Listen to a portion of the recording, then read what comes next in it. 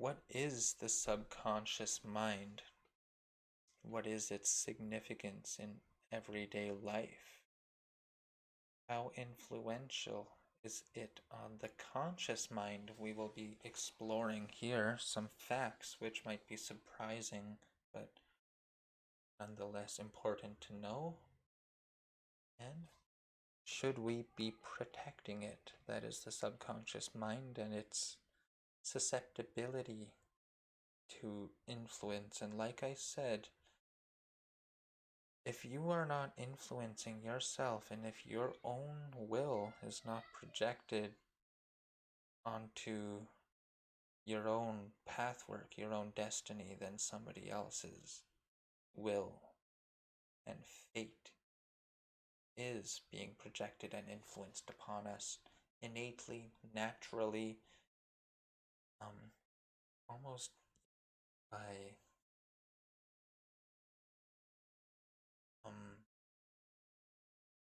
logic of the things that is.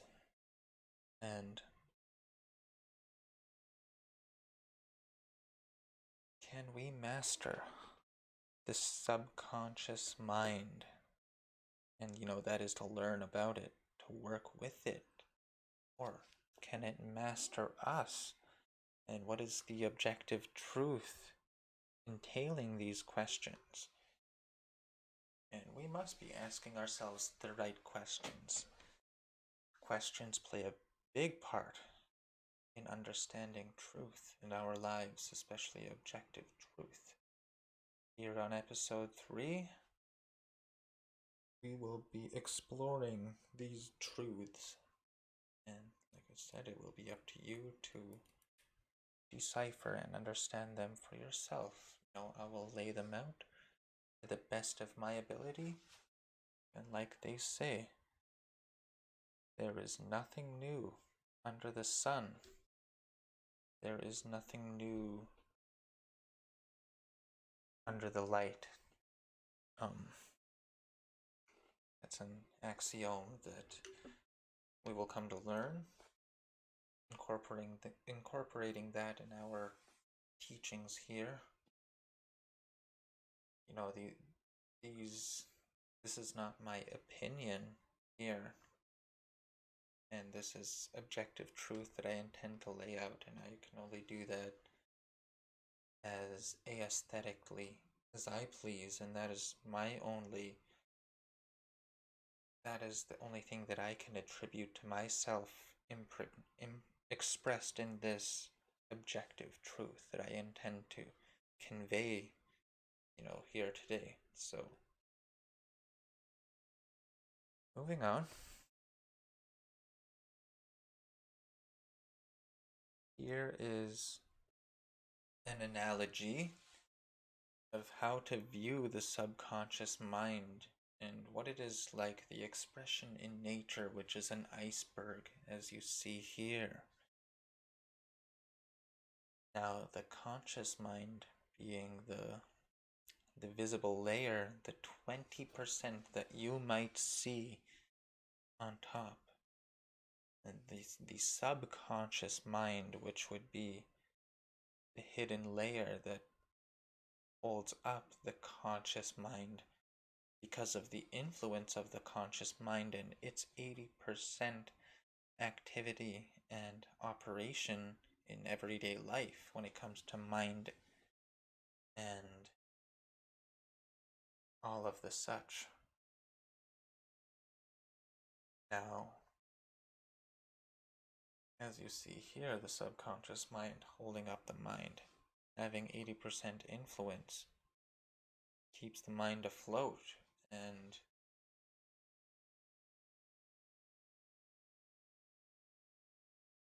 sorry, I have something here.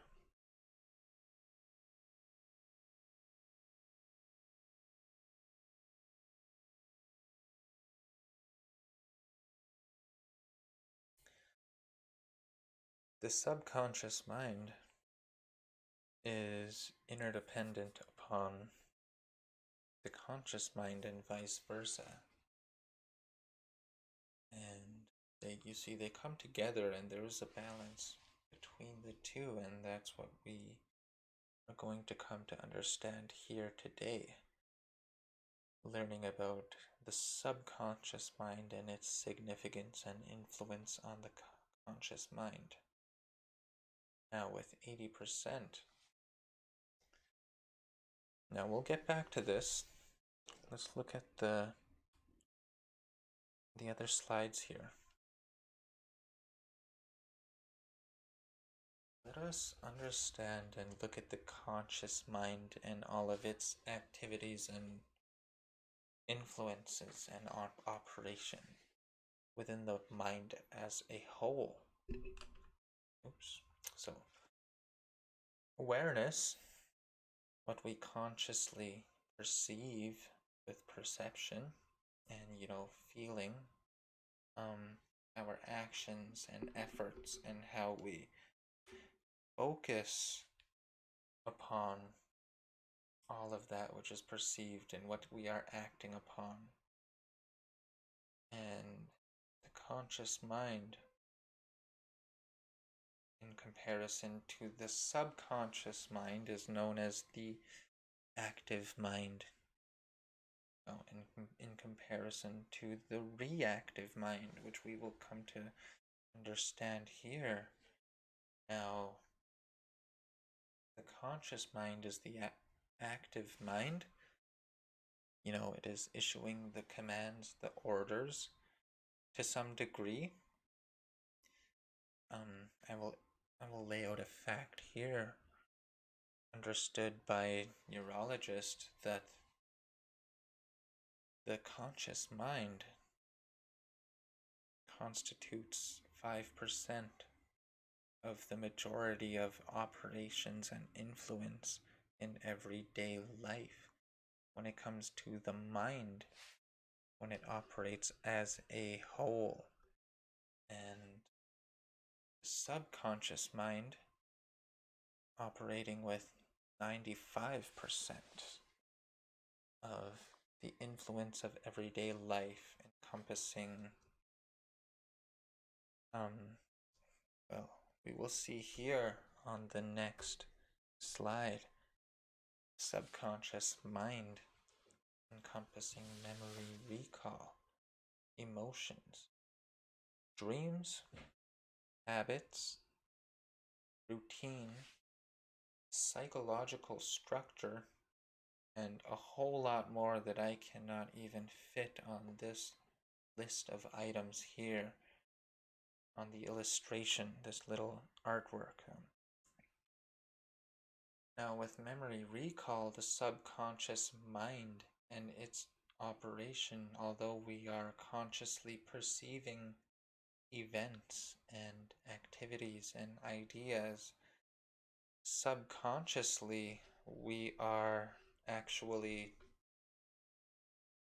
not thinking about how we are storing it and the emotions encompassing it, and with the neurological functions, with the way it works in terms of the empathy and emotions and the relationship between the mind and the body, with brain wave processes and how those are simply how we interact with physicality, but this is not where mind originates, as we understand that mind does not come from matter in terms of the theory of the Darwinian theory of evolution and all of its speculations, so to speak. Now I know we sort of jumped a little bit from topic to topic, but along the lines of the subconscious mind and its operations with memory recall, all of this is taking place. But are we consciously aware of all of those operations? To some degree, we are only perceiving a majority, a minor aspect of all of this that is taking place, especially as I speak these words. I already knew what to speak and how to speak it without even thinking about it consciously so much in terms of the conscious mind and the subconscious mind. Now that in and of itself, if you can wrap your mind around it, is self-explanatory and self-sufficient in its operation and intricacies. Now, 5% compared to 95%, that's quite the ratio in comparison to each other, especially to the interdependent natures of the two. And having said that, we move along here. So,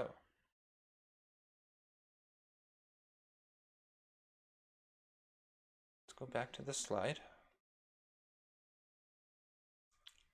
Memory recall. Now, emotions fit in there when I spoke of the vagus nervous system in terms of empathy and the relationship between the mind and body. And emotions would be the somewhat of the medium between the two, and how we react and interact with the physical world. That is how the body and all of its antennas and all of its spectrums of reception of stimulus and how it responds to that stimulus. Emotions are the medium, the somewhat intermediate aspect between mind and body, and this is the subconscious mind operates along these functions and dynamics without the influence and operation of the conscious mind. Now, you see, there's many books, there's a lot of information online, there's some really good books and material to acquaint yourself with this topic and this ideology, with these concepts here. And what I have laid out here is very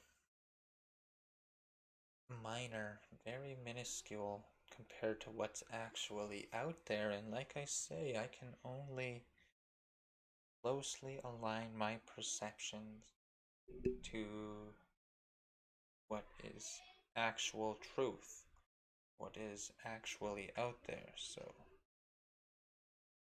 yeah, moving along here. Dreams. The subconscious mind entails the operation of dreams and how we dream and what we dream. See, the subconscious mind is somewhat conveying messages and meanings and symbolic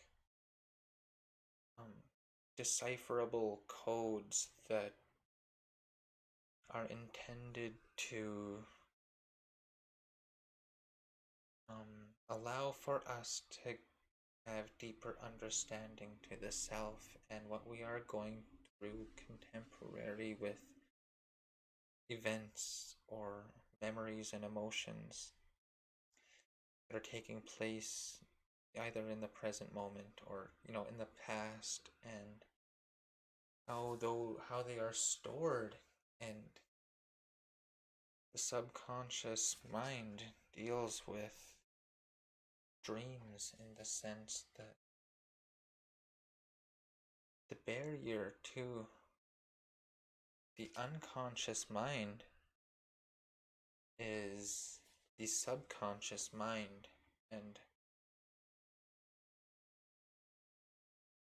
to get to the unconscious mind, that would be actually, we will get to the unconscious mind. We're kind of going ahead of ourselves. So why don't we take a step backwards here? I realize that. So on the topic of dreams and the subconscious mind, that is what is taking place. So we will get to that. We will definitely get back to that after we learn about the intricacies and workings of the unconscious mind. So moving along here with habits. Now, the subconscious mind definitely deals with habits in ways that go unnoticed by the unconscious mind. Now, let me just read from something here in terms of habits. One analogy that I like to use is that one thing I noticed with tape,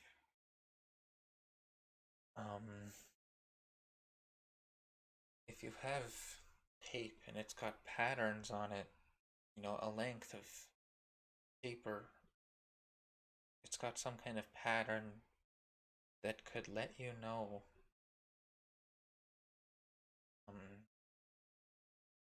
what would make of it if you cut it certain lengths. And if you could wrap your mind around that, and if you're following along here, you're cutting your piece of tape at the same length every time. And what would emerge from that is somewhat of a pattern that you would see. And if you do this, it would look harmonious. It would look flush and neat and symmetrical. But in terms of habit, you see, if you're not doing it, if you're doing the incorrect measurements each time you cut the tape and you place the tapes side by side, the tape is about 2 inches wide and it's got a pattern on it, and you're cutting it the same length each time and you place them side by side, a pattern is going to emerge and it's going to look harmonious and symmetrical. And in terms of habits and routine, you see, this is why we brush our teeth at the same time every day, or we eat at the same time every day, our bowel movements, all of these things, we go to work at the same time almost every day. So a pattern emerges. And in terms of habit, if our habits are somewhat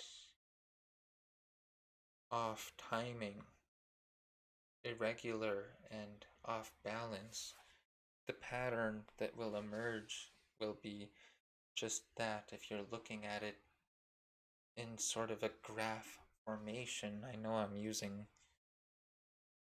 just words here to paint a picture, but like I said, limited amount of time to make the slides, so working with what I've got here, that's the analogy that I use to understand the workings of the subconscious mind in terms of habits and forming them, and especially learning. Learning is a big one here. You are learning. They say, professionals say that you must repetitively learn something, that is, go over it or read it up to 13 times in order to fully have learned it, have absorbed it within the memory and the subconscious mind, going over it consciously 13 times in order to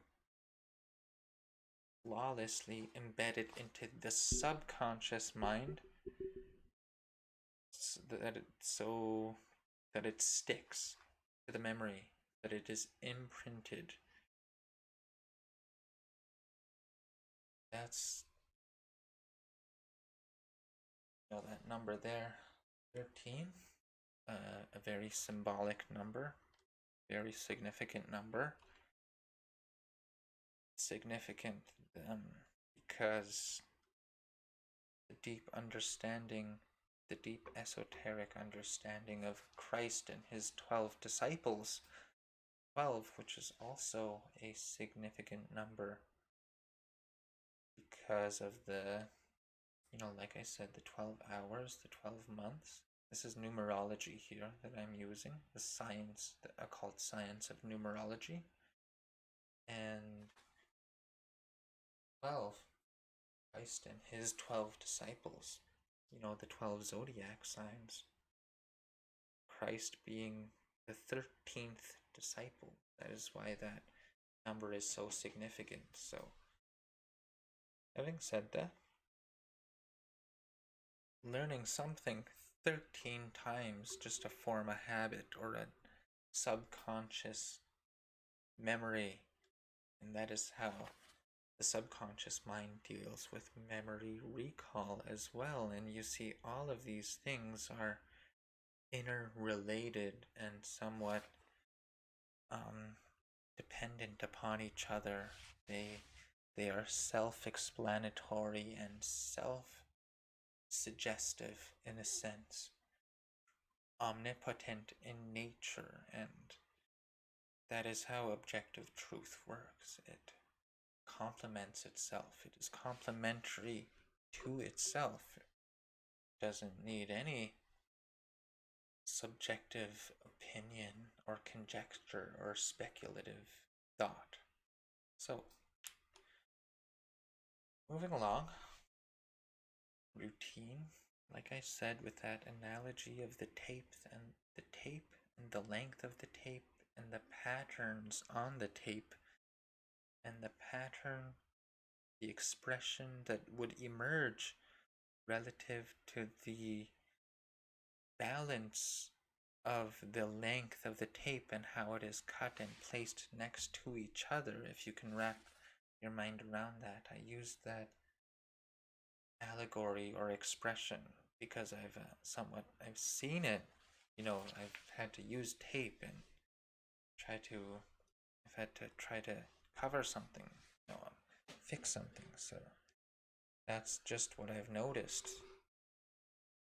So moving along, my mind kind of sees things a certain way. Either it'll go backwards on something, or it'll see it in somewhat of a difficult or complex manner or fashion. But I do get to the objective understanding that lies at the center of all controversial thought, which is what I deal with a lot. Controversy and somewhat contradictory matters that are somewhat illusory or difficult of understanding, and I just like to get to the bottom of things. I just like to see controversy meet reconciliation, and like I say, objective truth lies at the core of all controversy, because deception revolves around truth, because truth is all that is. That is with a capital I. Truth is all that is. It is what is and exists inherently, innately in nature. So, moving along here. Psychological structure. Context to the subconscious mind. That is to say, the first 6 years of childhood development. And there's another significant number there, thinking along the lines of numerology. The number 6, half of 12, double 3.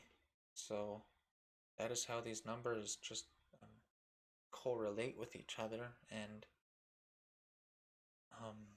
so the number 6, the first 6 years of childhood development, like I've said a few times on this podcast here, this show.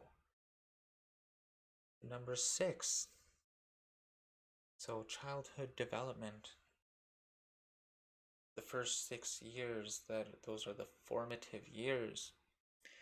And the subconscious mind sort of relays and reflects upon a good majority of what was learned in those first 6 developmental formative years of human life and child psychology, child development.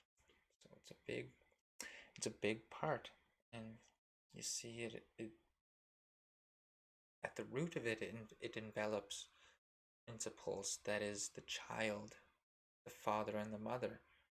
And there it is, that significant number of 3 and the triangulation of them that make up the structure of consciousness. And see, this is how nature works. So all correspondent to each other, with nature, all of its aspects, and that reflect upon each other. So let's go back here to the subconscious mind with the first 6 years of childhood development. And you see a lot of workings of trauma work in this area.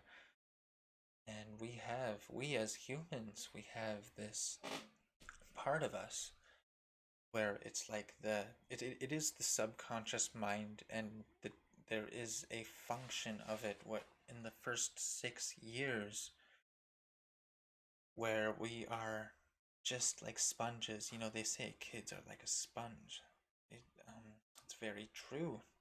They will absorb and aspects of the ego, and how they identify with themselves throughout their life will reflect upon those first 6 years. So very crucial. This is why I have dedicated a whole show, a whole 2 hours to just the subconscious mind. I could have called it the conscious mind, the topic that it would be. I could have called it the subconscious mind. But yes, all in all, the subconscious mind is the workings that we are dealing with here above all. So moving along, subconscious mind and psychological structure. We as humans,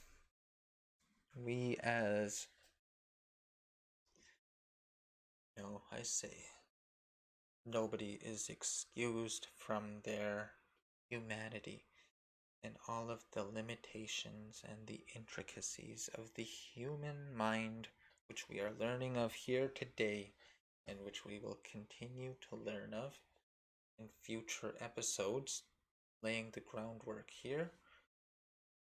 So the psychological structure and all of its susceptibility. Now, the subconscious mind also deals with things like mind control. See, mind control plays a big part in, well, I mean, the subconscious mind plays a big part in mind control and how it operates in society and how it goes unnoticed. See, it goes completely beyond the conscious mind. Like I say, the occult, the way it works, hidden in plain sight. from plain sight. And that is the magic of it. That is the dynamicacy of it. So, having said that, the subconscious mind deals a lot with the occult and mind control methodologies that are deployed on humanity. It is a big part of why we are in the situation that we are in today. And that, in and of itself, that what I have just said with mind control, we will be exploring that. It will have its own episode in the future, its own 2 hours, which we will explore, go through. So, yes, it does deal with mind control and the subconscious mind and its susceptibility to outer influence. Outer will, somebody else's will, that is a lowercase w, will. Thinking along those lines. Directed energy work. The subconscious mind deals with directed energy. And you see, consciously, I am speaking, but the subconscious intent and will and directed energy that I imprint and so intrinsically embody in my words and my adherence to wisdom to those words and the integrity thereof in terms of willpower and energy and subconsciousness. That is what I mean to convey the understanding for others to impress upon themselves.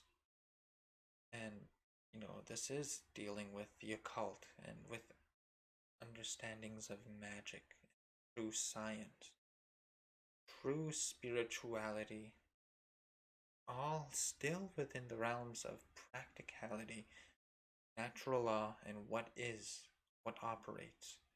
So, thinking along these lines, there is no dualistic constructs. We are all about non-dualism here, all of a singular nature.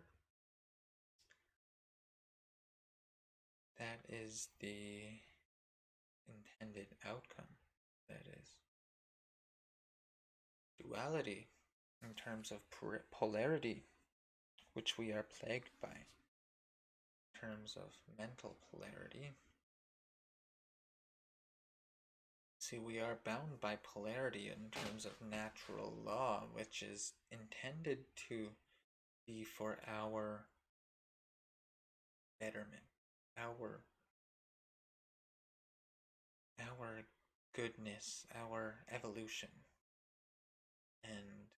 But since polarity and duality working as they do in terms of fear and love, good and evil, the ultimate good and the ultimate evil, there is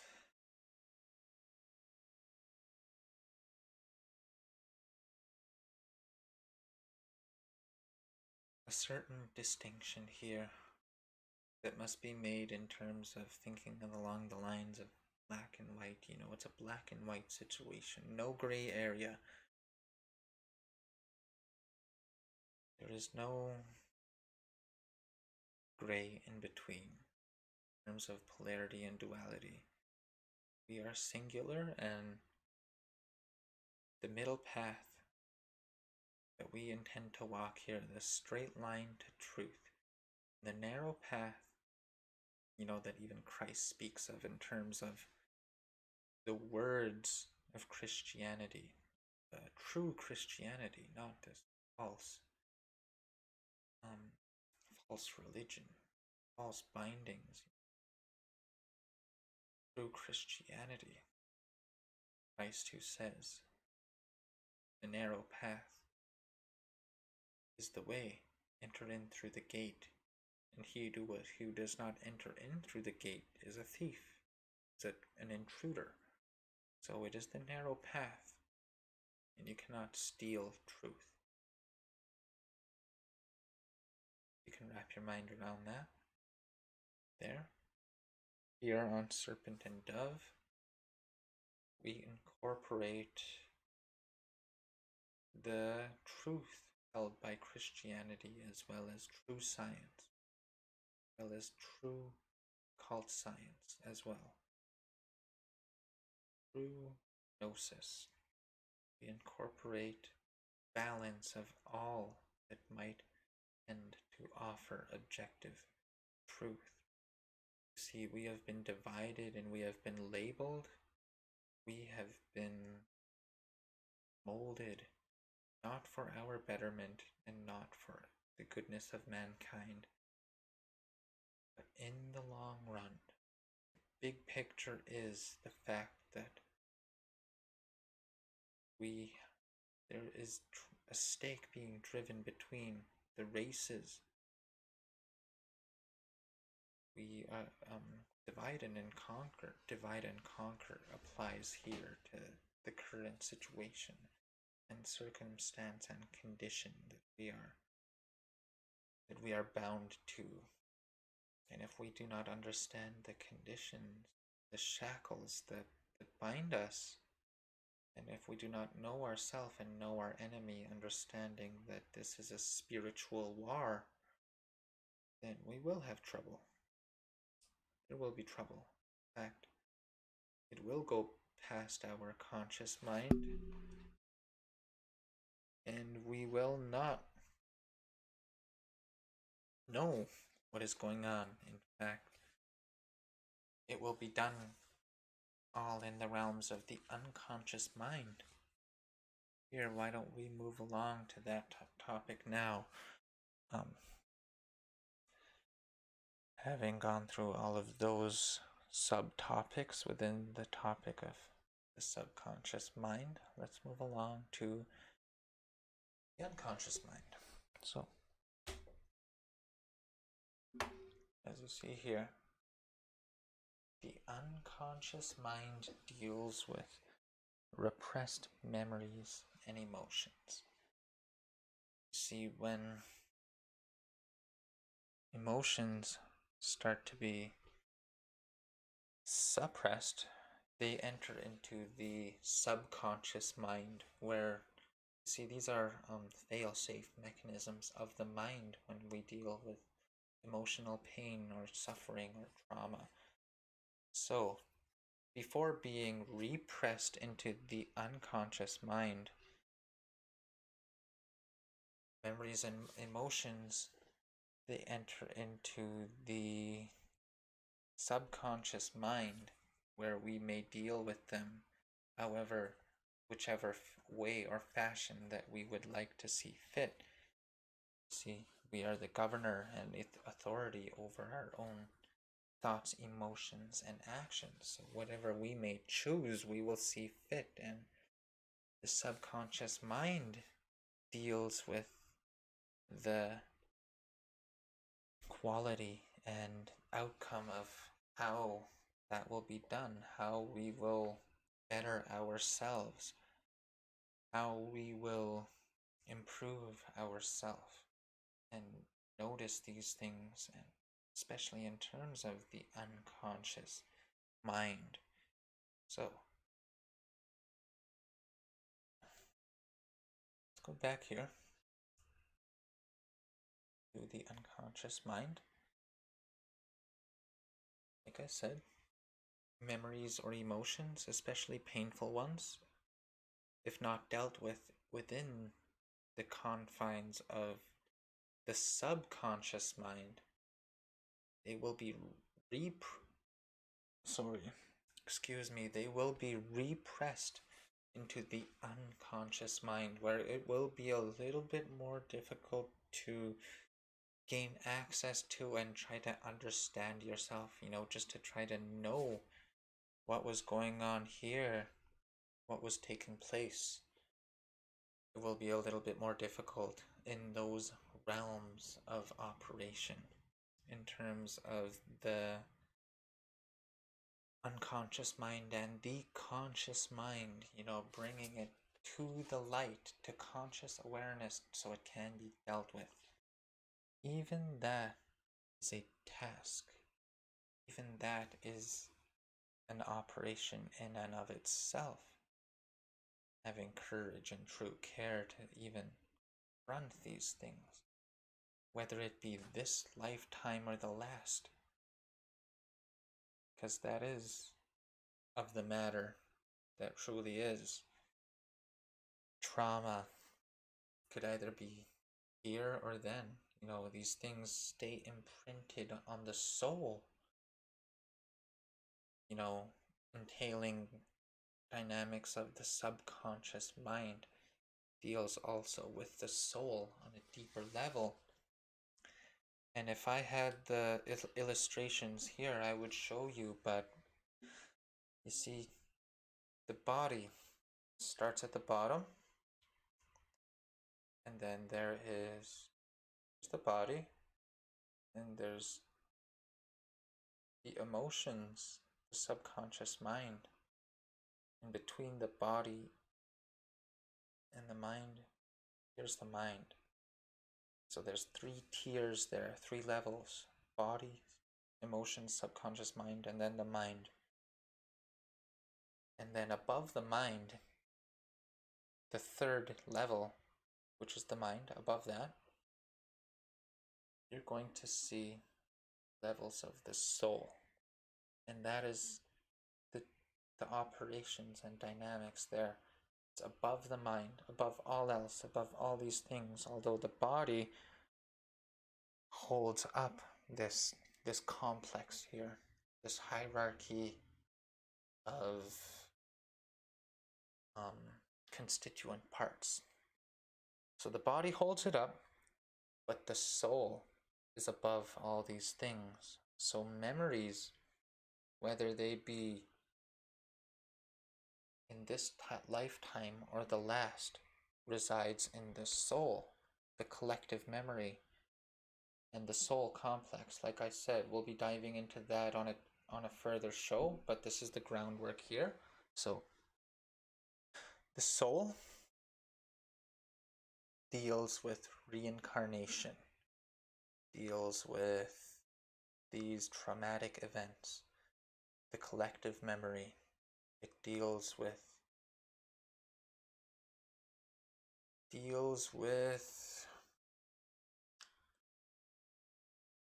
different identities. You see, I will mention here that the soul, you see, there is an oversoul.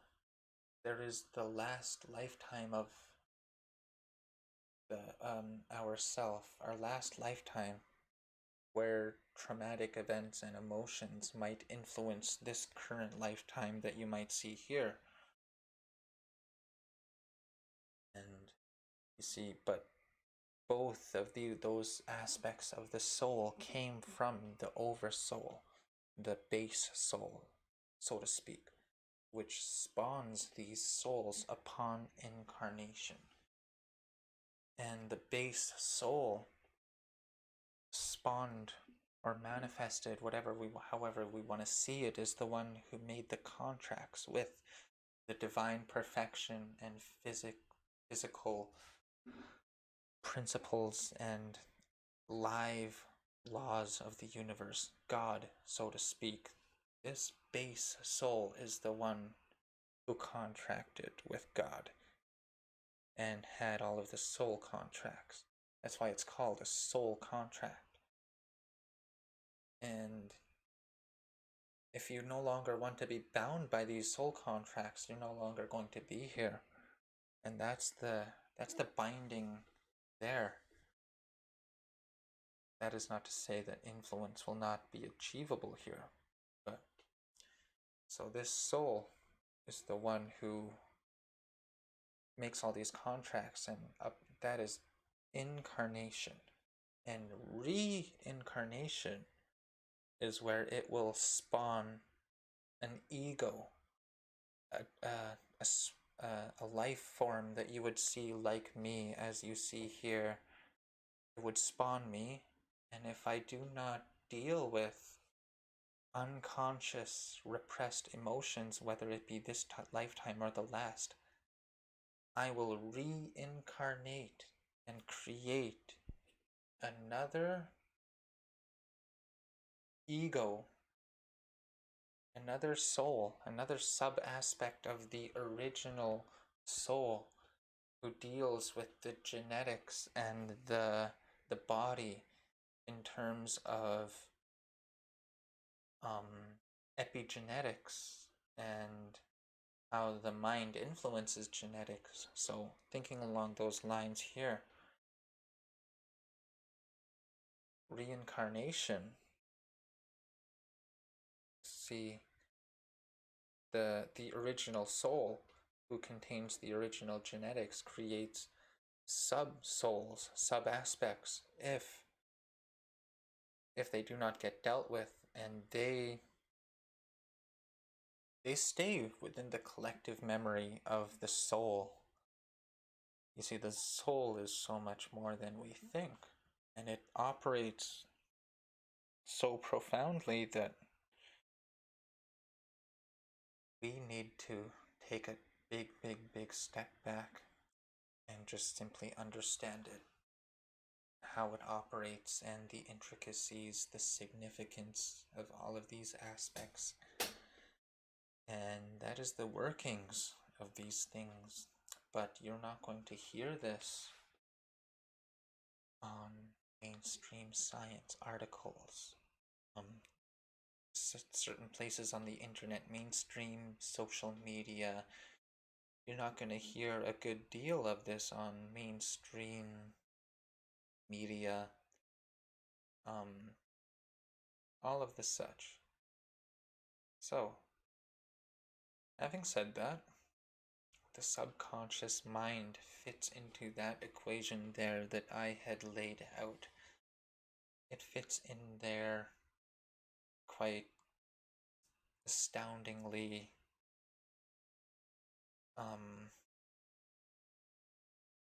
such a complexity that it permeates through these dynamics of consciousness that take place. And like I say, whether or not the conscious mind is aware of it, this is taking place. And that is the significance of the subconscious mind and why we should be protecting it, why we should be guarding it, why we should be revering it and revering ourselves. These are different minds that have a mind of its own, per se, especially in terms of the higher self and the lower self, which we will also explore, if not on this episode, then future episodes, guaranteed. So,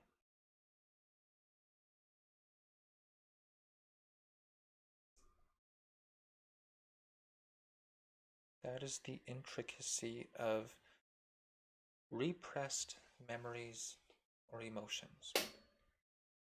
And whether or not we deal with that, it impacts day-to-day life. The unconscious mind will impact day-to-day life. That is, if we are in denial, if we do not choose to bring these notions of self and how we view ourself, self-gnosis, and if we're not willing to make that diagnosis, see, I've explained the definition of that word and the etymology. That's where the word comes from, gnosis, to know ourself. And if we make that diagnosis and bring forth to conscious awareness these repressed emotions or memories, and our ability to do that to whichever highest quality will impact our day-to-day life, our way in which we choose to enact action and wisdom to better ourselves, you know, impacts day-to-day life in terms of irritability, anxiety, depression, stress, all of the harmful operations which work to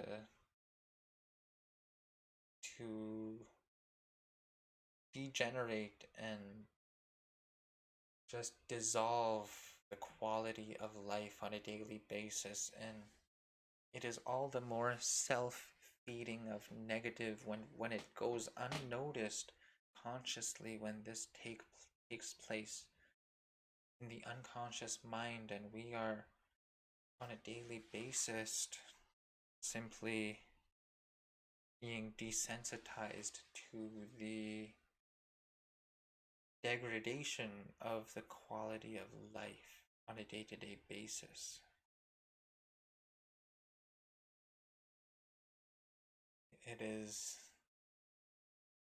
It's detrimental to the mind, body, and soul, or emotions, mind, body, and emotion complex. When we are just complacent with our own dissolution and own our self-infliction, which is what it is. So, our own true will of wanting to better ourselves on a daily basis is not there predominantly then by design and by way of someone else's will. We will degenerate naturally, innately, and believe me, that the realms of possibility that I have just laid out there are far more wide than I can even explain, but it is entirely possible. So, having right knowledge, heart-based knowledge, intuitive intellectual thought, we can move forward, having reconciled controversy with objective truth. So, the unconscious mind, vital but harmful if neglected. You see, it wouldn't be there if it were not so. It is the threefold expression of consciousness for a reason, and it is part of the triangulation of balance, if let's say part of duality, if not given the opportunity to exercise discipline in the event of whatever may take place in terms of negative circumstance, if not given that opportunity to exercise discipline, then the unconscious mind would not be here. Evil would not be here. Duality would not be so. The idea of coldness would be vaguely abstract to current interpretations and expressions. So,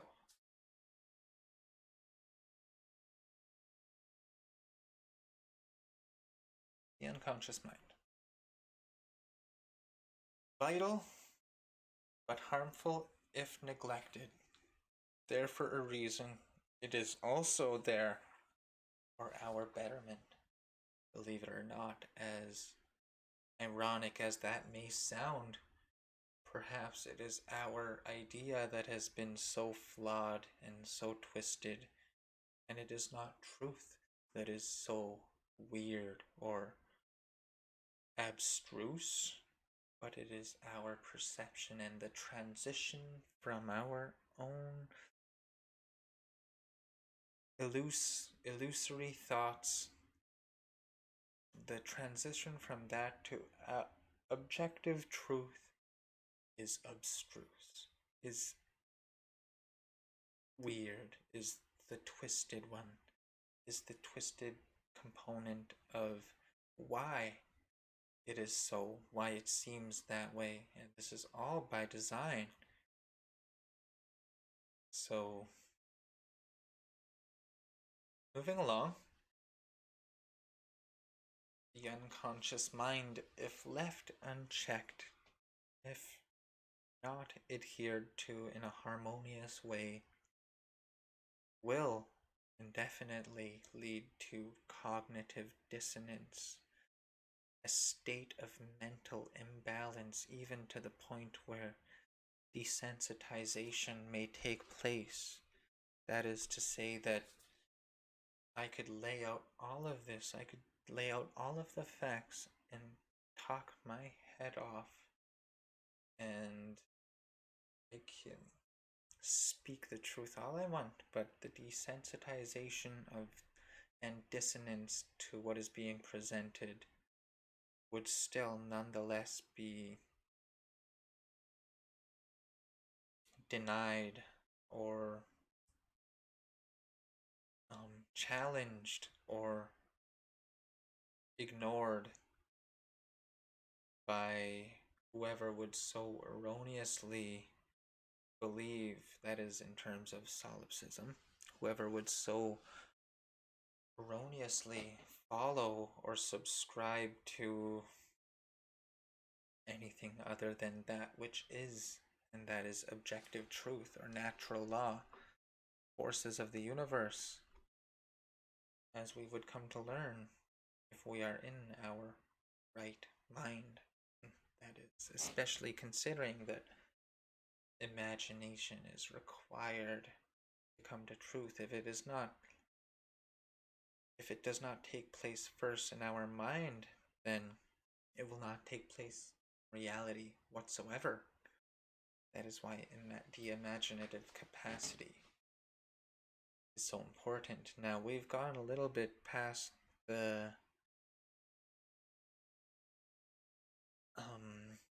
first hour of the show here, and was intending on taking a break, but coming up here I will be taking just a short break, so stay with me here and I will be back.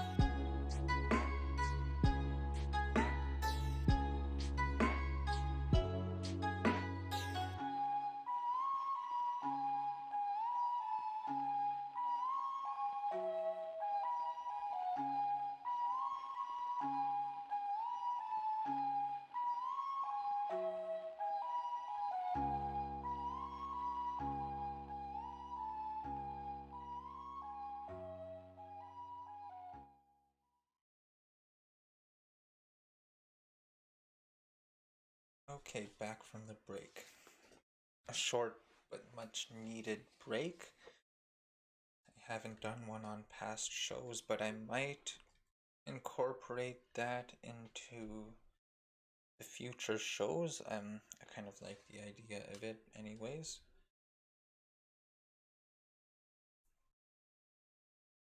I spoke of cognitive dissonance here.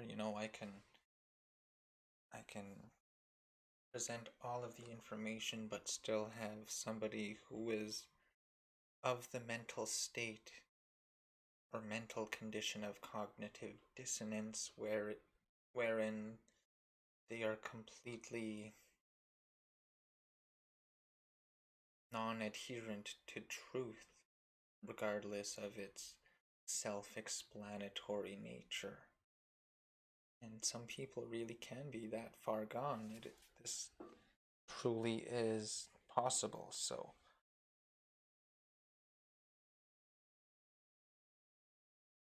brain imbalance, now that is something that may result from the unconscious mind not, it being neglected. Cognitive dissonance is in fact a form of brain damage to either the left brain or the right brain. This can result in cognitive dissonance, and it's known, I've explained this before, it is known as solipsism. And whether in imbalance to the left side, that is with logical or dominator, false masculine imbalance, solipsism may result there, or it could result in the right brain where people of the religious movements and practices are right brain imbalanced and are passive and receptive to manipulation or control. They are the class where they want to be manipulated and steered off. And here we could have solipsism result as a form of brain imbalance, all of which can result in damage to the brain, actual physical brain damage to the neocortex, which is where we have higher order thinking, and I believe I've went over it.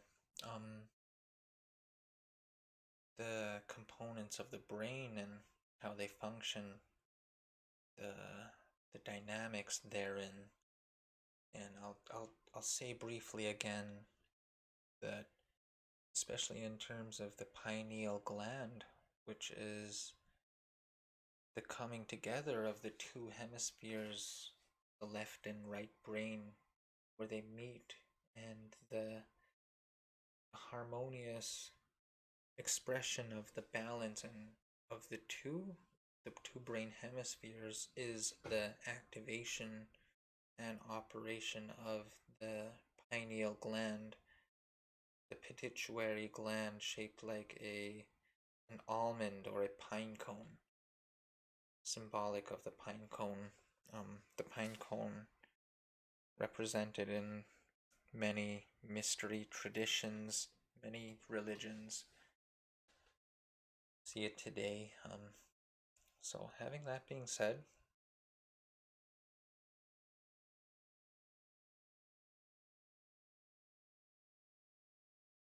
those are the workings, the unconscious mind. And I know I said once we're done getting through this, we are going to go back to something of the subconscious mind of dreams.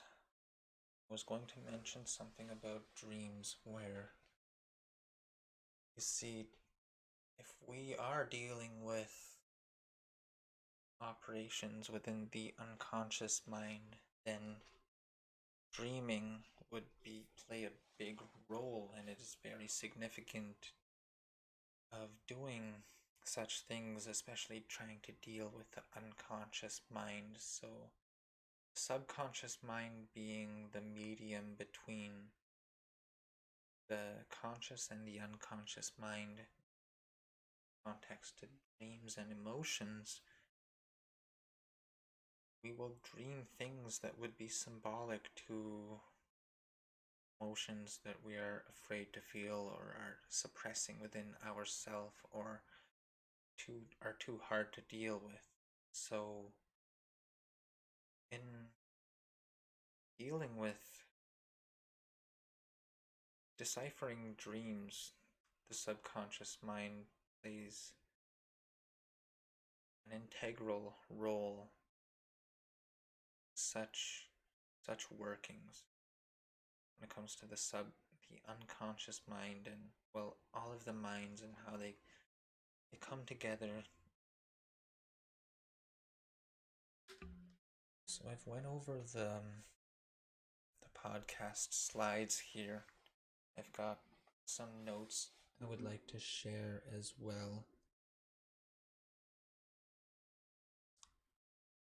Now, firstly, we've went over the topics of subconscious mind.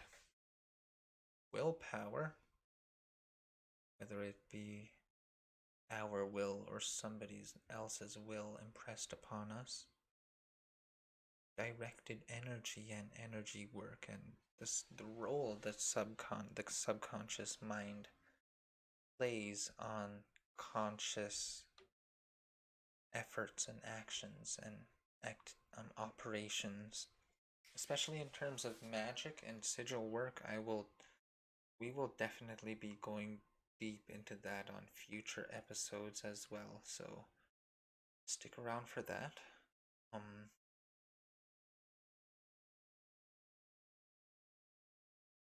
Directed energy work, focused intent. We've went over how the subconscious mind and the unconscious mind just sort of come together and are interdependent, interrelated with each other. We've went over hindrances in terms of forming habits in daily life and how the subconscious mind plays a big role, whether it be positive or negative. However, we are working with ourself, our mind, and our actions throughout daily life. Self-infliction. Spoke about that here today, and just briefly going over the topics here. So a little note I'd like to read. The unconscious mind comprises mental processes that are inaccessible to consciousness, but that influence judgments, feelings, or behavior. Now, I've expressed that here when it came to the unconscious mind and how it impacts day-to-day life here.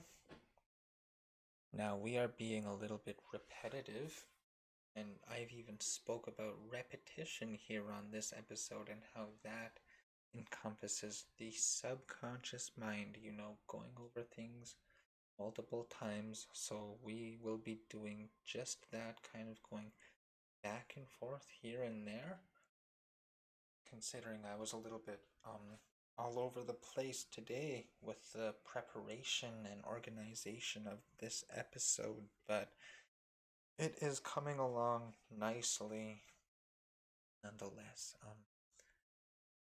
Got another note here. Now, some sources which I draw from. Now, if you'd like to study them yourself, which I highly encourage, I encourage everybody to just study for themselves. That's what I've been doing here on top of what I've already known and studied for the past years, and just briefly going over them for this week, the preparation of episode number 3, the topic's the subconscious mind. You know, I'd highly encourage everybody to just do their own research, find your own validations, and yeah. So moving along here, I'm just reading out of my notes here. So my sources, I believe his name is Sigmund Freud, or Freud, however it is pronounced. He states here the unconscious mind is the primary source of human behavior, like an iceberg, as I have portrayed earlier. So the most important part of the mind is the part you cannot see, especially in terms of apophatic thought. Let's go back to the iceberg here. So the part that you cannot see in terms of apophatic thought and how to use that to understand deep hidden meanings in front of you. So what you cannot see, although the conscious mind, the visible aspect of the analogous iceberg that you see here, is reflective of the subconscious mind. Something that I forgot to add in the slides there is the fact that the conscious mind is the active mind. And if it is the active mind, then in terms of apophysis, then the subconscious mind is the reactive mind. So it is programmed consciously the first 6 years, and however we configure those programmings the rest of our lives through a conscious effort. You know, it's not easy, but it's done. It's possible to reprogram ourselves. So the conscious mind that programs the subconscious, since it is the active mind impressing upon the reactive mind dynamically. So in terms of apophysis, let's go reading that again. The most important part of the mind is the part you cannot see. So the 80% subconscious influence from the subconscious mind that influences the conscious mind. But at the same time, the conscious mind is the one who had initially influenced the subconscious mind in the first 6 years of development of our psychological structure. And as I've explained, the subconscious mind encompasses our psychological makeup as adults. So, understanding that, another little fact here: superior men and women are always stretching themselves. You know, anybody who knows themselves, pushing themselves out of their comfort zones. They are very aware how quickly the comfort zone in any area becomes a rut. They know that complacency is the great enemy of creativity and future possibilities. And whether or not this person understands that what I have just explained and laid out here today regarding the subconscious mind and subvert influence, mental influence, will, they understand that if we are not actively protecting our subconscious mind and our own will. Our will is influenced, but nobody can change your will. They can only influence it, and you yourself enact your will. So, let's go over that again. The comfort zone comes rat. They know that complacency is the great enemy of creativity and future possibilities. That's a good one right there. So, Sigmund Freud, one of my sources here that I am drawing from, another few random sources online, just random articles that I had searched up. I had searched up this week here, the past week. I do my weekly episodes, podcasts, and I report what I study during the week. So let's say my topic was subconscious mind, then spend the week studying the subconscious mind on top of what I already know.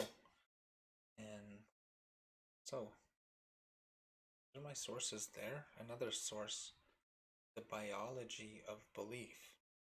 The author, who is Bruce Lipton, he's a great author, a good writer. So he explains very very nicely. I just took a few things out here with my limited time. I just laid some things out here, but anyways, subdivision of the mind. That is, the conscious and subconscious mind are interdependent. Conscious mind, seemingly the seat of the personality and the identity, also the creative mind.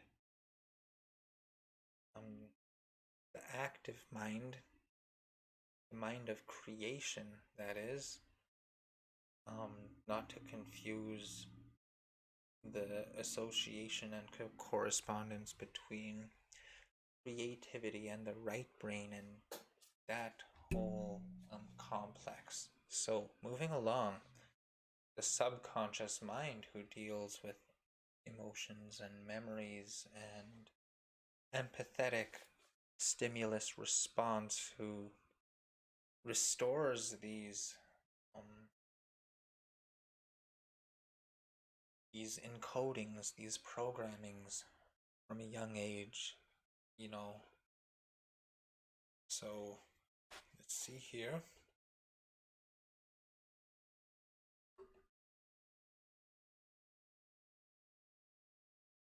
I've got another little fact here, another little scenario where I intend to lay down some foundational groundwork for what we intend to be getting through here. So, the subconscious mind, primarily a repository of response stimulus derived from instinctual and learned experiences, especially in terms of intake of information, whether it be mobile devices or television. The subconscious mind will repetitively reflect on behavioral responses to life's signals and patterns, in some cases to our chagrin. Now that's from the biology of belief there. Very similar to what I have laid out here in terms of patterns and habits and how the subconscious mind operates and sort of resonates with the conscious mind. So, an example here, situations like forgetting to put on the cap of the toothpaste, as trivial as it may seem, might drive our mind crazy thinking about it, considering we have learned this habit as a child. All-encompassing stimulus response programs stored by the subconscious mind, all of which I have expressed similarly on this episode here regarding the subconscious mind and all of its constituent parts and aspects. So, a little bit of online research. If you do research and you stop at the first article, you might find something like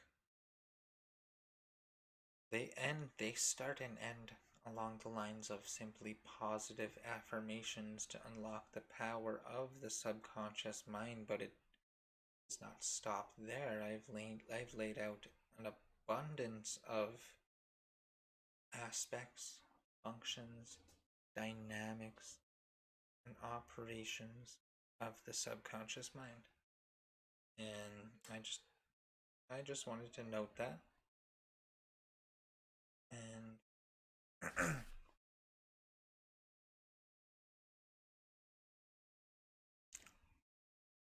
I've mentioned already the 5% of influence of the conscious mind compared to the 95% of influence and activity of the subconscious mind. So I've mentioned that. I just wanted to lay that out again. Repetitive. So the subconscious mind and its shared affinities and intricacies with extrasensory perception, psychic abilities, telepathy, precognition, and intuition, all of which entails studies and research into the field of parapsychology. Now, parapsychology was intended to be the intermediate bridge for the gap between the paranormal and out of ordinary phenomenon in mainstream science and mainstream media, the public, the general public, so to speak. So parapsychology, that is psychological research, being the predecessor of parapsychology, and paranormal phenomenon being the new, almost unknown field of research in terms of what is undoubtedly taking place in the real world of what is. And like I said, good luck waiting for mainstream media to report on anything like this, and we've got to get out of the groupthink mentality, the hive mind, going with the flow, waiting for sources to publish and publicate their findings when true scientists are being suppressed and oppressed and silenced, and people speaking out are being limited, being suppressed. I don't think people, the general public, quite understands. I don't think they know how many people had to risk their life and have already had their life taken from them just to get some of these little bits of information, especially regarding the occult and what we are about to touch on here on this show today. A lot. There's a lot on the surface in terms of the iceberg. So let's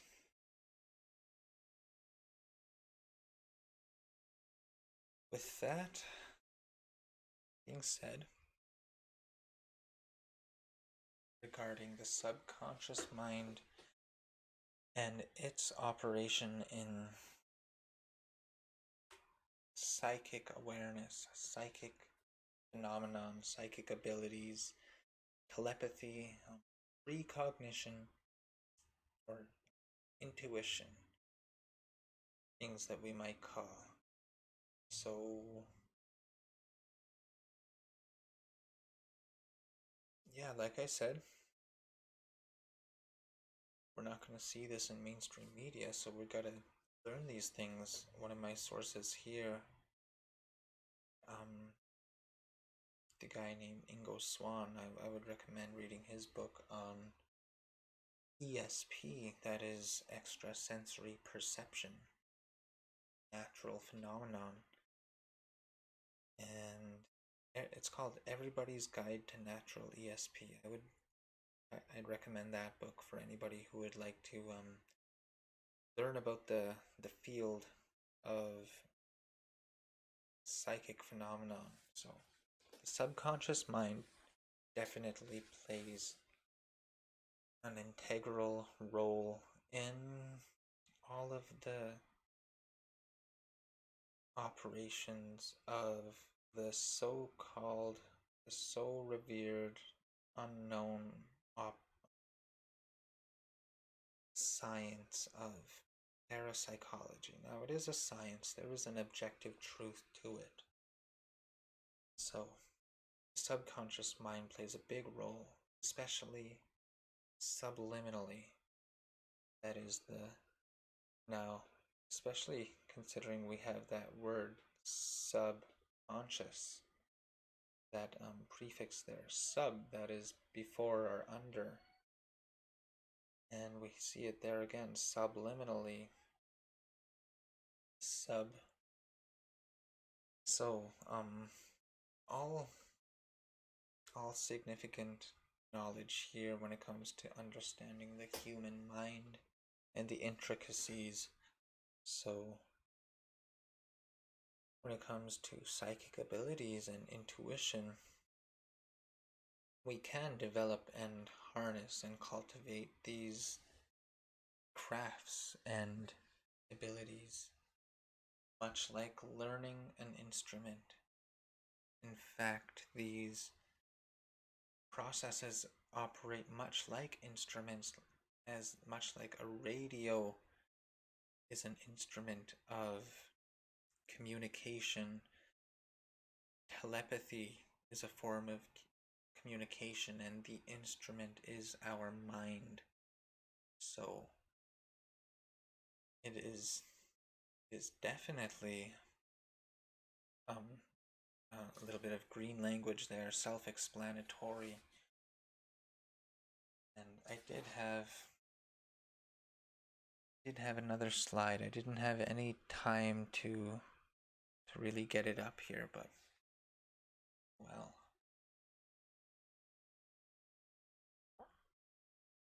we are approaching the end of the show here. I did cover all of the material that I wanted to go over the subconscious mind, although it is an extensive, expansive, and very broad, wide spectrum of research when it comes to the mind, the subconscious mind. I do have a limited amount of research to convey and present to you today, and coming up to the end of that,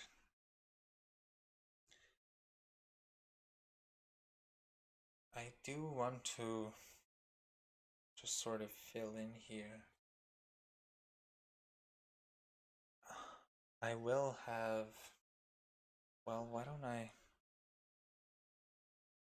I give another sort of preview to the website that I have here. I do have it now. This might be it. Let me bring it up.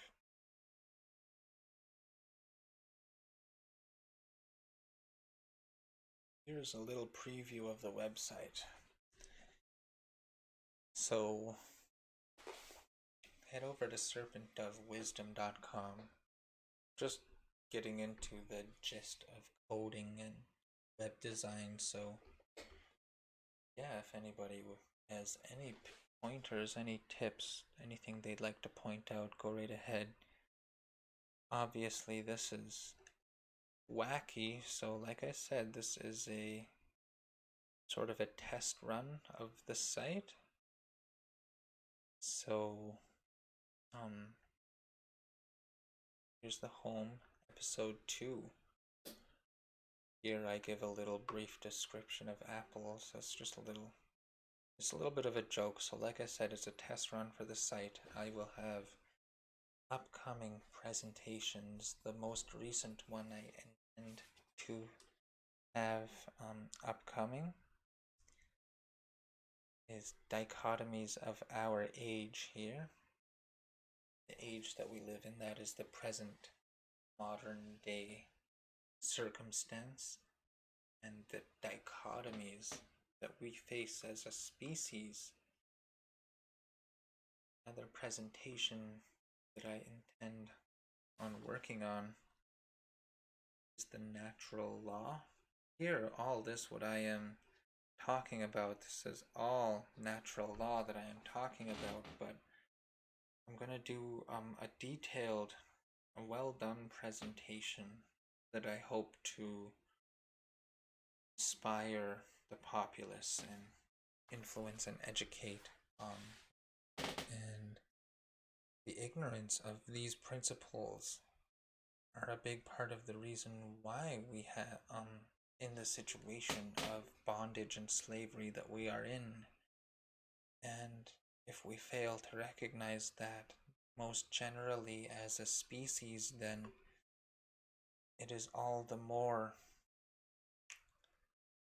we deserve to be in the shackles that we are in if we are so negligent of these laws set forth that we had so primordially contracted with and are adherent to and are bound by, whether we know and understand it and whether we like it. And Mark Passio uses this expression a lot, that and I'll be using it a lot too, because it's as simple as that if you walk off a cliff, it doesn't matter who you are, you're going to fall indefinitely by means of gravity and its operation on physicality, which we are bound to as humans in this body, in this meat suit. So it's as simple as that. It doesn't matter if we know gravity exists or if we understand its operations, we will fall indefinitely. And that is the contingencies that we are bound by. And the same goes here in this situation. If we do not want to understand natural law, then you see we are bound by these principles, and we deserve to be somewhat slaves. But not all people deserve it, although we carry the collective burden nonetheless. You see, that's why this show is here. That's why I'm doing this show. So to somewhat get the ball rolling, get the numbers out there, and to have it on record that I spoke up for myself as an individually who I alone have the authority over. So moving along. Natural law. The 7 Hermetic Principles. I'll be doing a presentation on that. Esoteric practices. The whole breath meditation. Whole, that is Huul. The whole breath meditation and the Thu breath meditation. These are esoteric practices that I myself personally have used, and they have gotten me through the most traumatic of experiences, especially the start of the year. I don't know if I know for sure that the majority of people had been hit with this energy, whatever influence we want to call it, navigating it. These practices here that I have laid out, the whole breath and the Thu breath. They are esoteric practices that entail the work of chi and its flow in our body.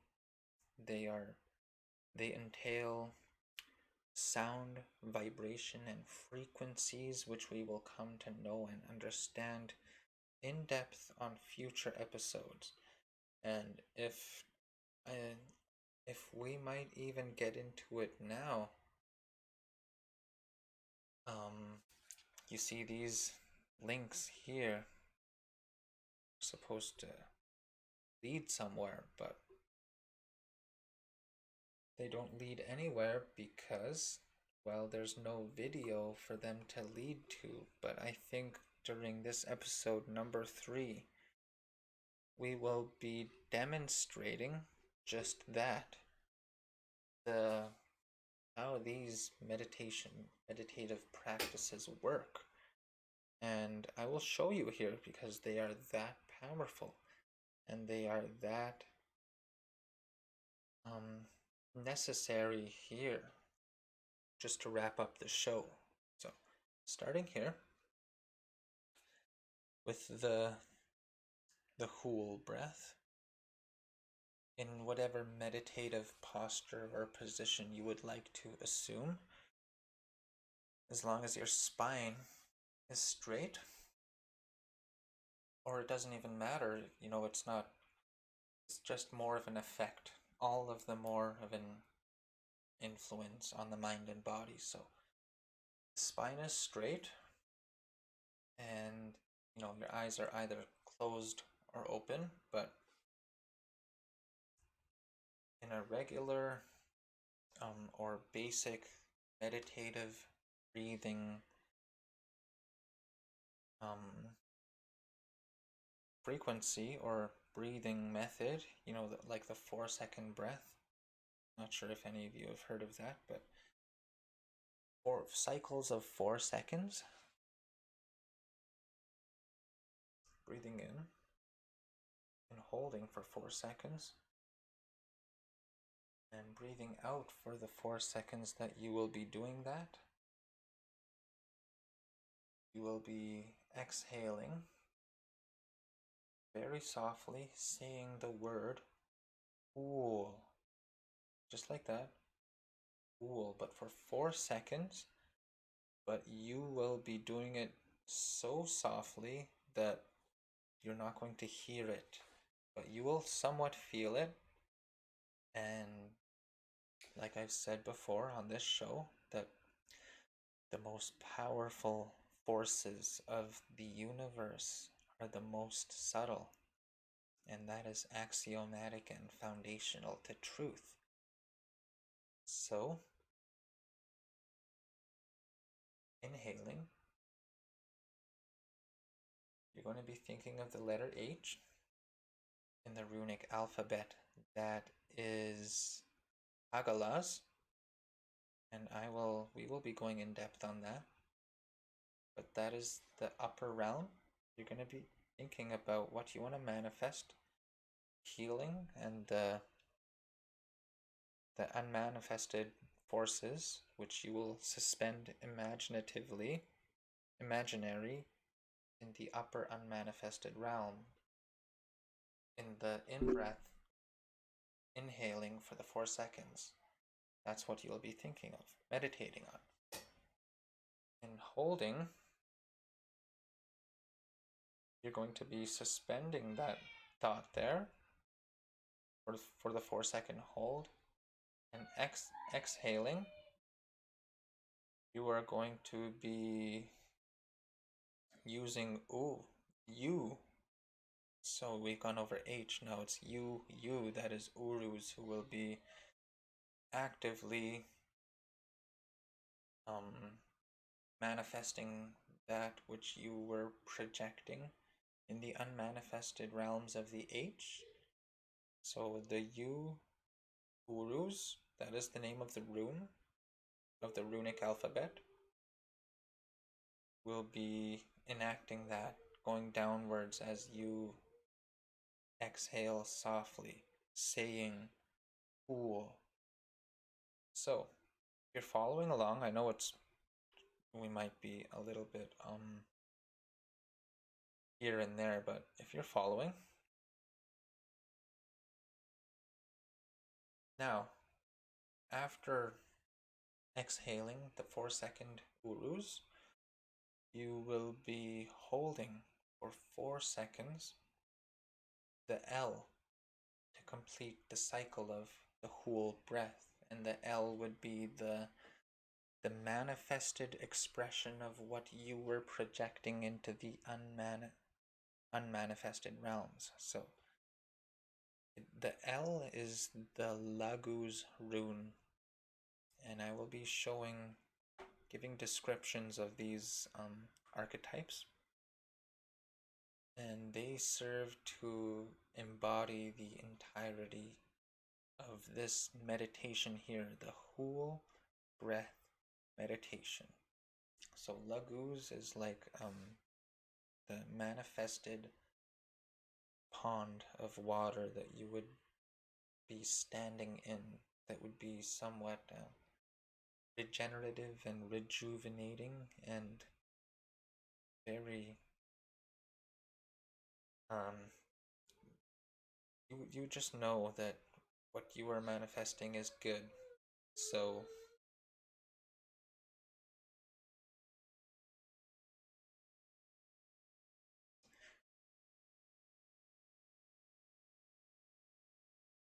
that is the whole breath meditation.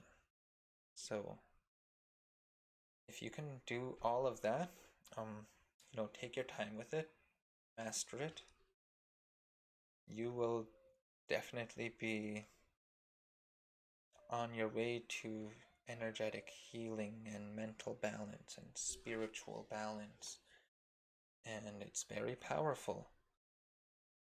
And that is the whole breath I want to show you as well. The Thu breath meditation. That is THU. And it's similar to the Thu breath. Let's see here. Now with the Thu breath, you'll be in your normal meditative position, but instead you would be chanting the word Thu, and I'll demonstrate for you here.